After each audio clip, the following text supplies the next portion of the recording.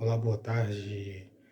Deus abençoe você e sua família. Eu quero mostrar para você o significado de memória no dicionário bíblico. Memória significa lembrança. Memória significa fama. Memória significa memorial. Memória significa lembrança. A expressão em memória parece estar ligada a um sacrifício acompanhado de queima de incenso, pedido que Deus se lembre do salmista. Pedindo que Deus se lembre do salmista. Então, lembrança significa lembrança, memória significa lembrança e fama.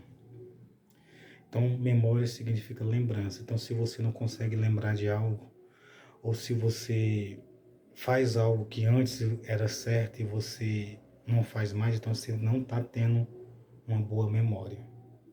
Entenda, se no passado você sabia que fazer certo, coisa certa, o bem era certo e você fazia, e hoje você sabe que é e não faz, então você não está com a memória boa, porque você não se lembra daquilo que é certo, daquilo que é correto, em não fazer, não está bem, a sua memória não está boa.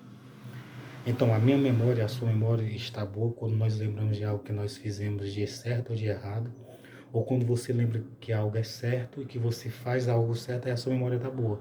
Quando você lembra que algo é errado e você faz algo que é errado, aí a sua memória está mal. Tipo assim, por exemplo, você sabe que uma coisa é errada e você faz ela aqui, então a sua memória não está boa. Quando você sabe que uma coisa é certa e você faz aqui, então a sua memória está boa. Então, quando você lembra de algo que aconteceu no passado, a sua memória está boa. Veja que tem pessoas que são avançadas em idade, mas elas se lembram de coisas que quando era criança, quando era nova, quando eram jovens, porque a memória ainda continua boa. Porque estavam sendo justos. Então, a memória justa significa lembrança, fama. Então, tem uma boa fama, tem uma boa memória. Então, se você fizer coisas certas, coisas corretas, coisas boas, você vai ter uma boa fama. Se você for uma famosa e fizer coisas má, coisas erradas, você vai passar a ter uma má fama.